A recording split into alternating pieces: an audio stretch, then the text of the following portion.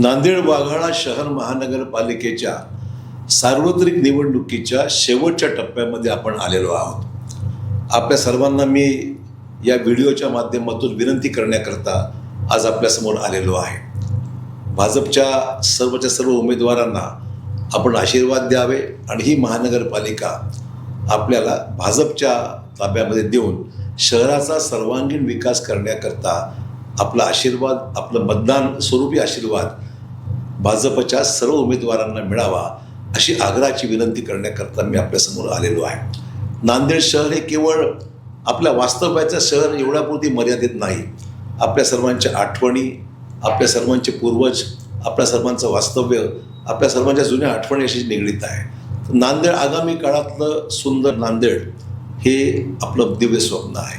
पायाभूत सुविधा, उत्तम सोयी, वेल कनेक्टिव्हिटी, बेरोजगारांना रोजगार आणि त्यातून नांदेड शहराची वाढसुद्धा अतिशय सुनियोजित पद्धतीने, अतिशय प्लॅनिंगनी आगामी काळामध्ये झाली तर नांदेड शहर हे बकाल होणार नाही, तर सुंदर शहर, स्वच्छ शहर आणि आपल्याला आवडणारं महाराष्ट्रात एक चांगलं शहर म्हणून नांदेडचं नावलौकिक मागे राहिलेलं आणि यापुढे सुद्धा आपल्याला चांगलं काम करायचं आहे। आपल्या स्वप्नाचं नांदेड, आपल्या पुढच्या पिढीसाठी नांदेड शहराची एकंदरीत सर्वांगीण विकास हे आपल्या सर्वांच्या मनातील नांदेड जे आहे ते आपल्याला प्रत्यक्षात साकार करायचं आहे।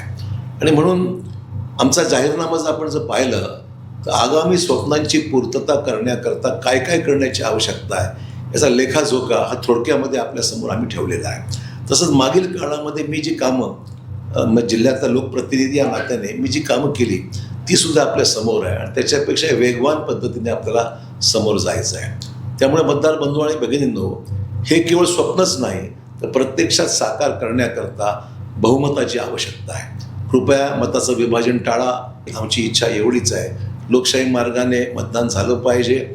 आपल्याकडे जास्तीत जास्त बहुमताचा आकडा गाठून त्याच्याही पलीकडे जाऊन आपल्या स्पष्ट बहुमत या महानगरपालिकेत मिळालं पाहिजे, म्हणजे विकासाला कुठलाही स्पीड ब्रेकर राहणार नाही आणि विकास गतीने होईल। तुम्ही सांगितलं त्यांच्या त्या पद्धतीने आम्ही काम करायला कटिबद्ध आहोत। ही कटिबद्धता केवळ साध्य करण्याकरता आम्ही एकटेच नाही, आमच्यावर देशाचे यशस्वी पंतप्रधान नरेंद्र मोदी यांचा मोठा आशीर्वाद आहे। आपले लाडके मुख्यमंत्री देवेंद्रजी फडणवीस ज्यांनी आमच्या लाडक्या बहिणींसाठी भरपूर जी काय आश्वासनं दिली ती प्रत्यक्षात साकार होत आहेत। लोकांनी वावड्या उठवल्या होत्या, निवडणुकीपुरती हे सर्व केलं आहे, पण असं नाही।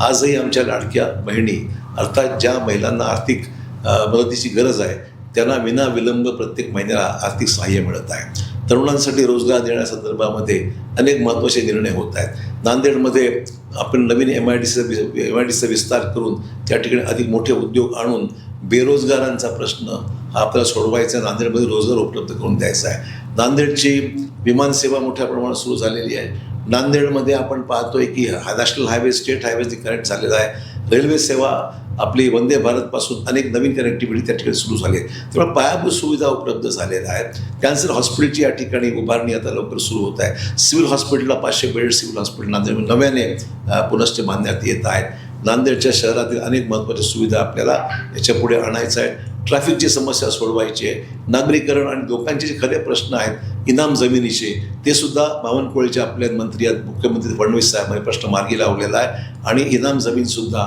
लोकांच्या नावावर करून देण्यासंदर्भामध्ये महत्त्वपूर्ण कायद्यामध्ये बदल करण्यात आलेला आहे। जी लोक शासकीय जमिनीवर वास्तव्यास आहेत ती सुद्धा जमिनी त्यांच्या नावावर करून देऊन त्यांना प्रधानमंत्री आवास योजनेचा फायदा कसा देता येईल हाही निर्णय शासनाने घेतला, जेणेकरून पुढच्या काळामध्ये शासकीय जमिनी ज्यांच्या ताब्यात आहेत त्याच्या जमीन त्यांच्या नावावर करून देण्यासंदर्भामध्ये धोरणात्मक निर्णय घेण्याची सरकारची मानसिकता आणि त्याचा निर्णय सुद्धा झालेला आहे। त्यामुळे झपाट्याने शहर पुढे चालत गेलं पाहिजे। इतर शहराच्या तुलनेमध्ये आपण सुद्धा त्या गतीने पुढे जायची गरज आहे आणि गतीने जायचं असेल तर गतिरोधक विकासाचे अडथळे ज्याला म्हणू आपण ते आपल्या आड झाले तर कामाला गती मिळणार नाही, कटकट जास्त निर्माण होतील आणि त्यातून हे शहर जे आपण पाहतोय की हिंसक वळण घेण्याचा प्रयत्न जो विरोधकांकडून होत आहे, आपण पाहतोय अनेक ठिकाणी जे घडतंय आज, कोणाचे डोके फोड, कोणाची बोटं तोड, अशा प्रकारच्या घटना नांदेडमध्ये जे काही व्हायलन्स होत आहे, जी काही गुंडागर्दी होते आहे याला आळा घालण्याची गरज आहे. कायदा सुव्यवस्था नीट करण्यासाठी फार जिद्दीने आणि हिमतीने आपल्याला काम करावं लागतील. हे त्यातला अंश जरी काही असला तरीसुद्धा आपला मेन फोकस जो आहे तो विकासावर आहे. विकासावर भर राहणार आहे, तुमच्या प्रगतीवर भर राहणार आहे. जाहीर न्यायामधील प्रत्येक आश्वासनाची पूर्तता करण्याची आमची प्राथमिकता राहणार आहे. आणि म्हणून माझी विनंती एवढीच आहे, अधिक लांब न बोलता माझी विनंती एवढीच आहे, येणाऱ्या 15 तारखेला आपले 4 उमेदवार प्रत्येक प्रभागातले आणि शेवटच्या प्रभाग क्रमांक 20 मधले 5 उमेदवार असे सर्व मिळून 66 उमेदवार आम्ही या महानगरपालिकेत भाजपमार्फत उभे केलेले आहेत. 66 उमेदवारांना आपल्याला विजयी करायचं आहे आणि ही महानगरपालिका बहुमताने भाजपच्या एकंदरीत विकासात्मक दृष्टिकोनातून आपला साध्य करण्याकरता भाजपचं बहुमत असावं अशा प्रकारची अपेक्षा माझी निश्चित आहे. धन्यवाद.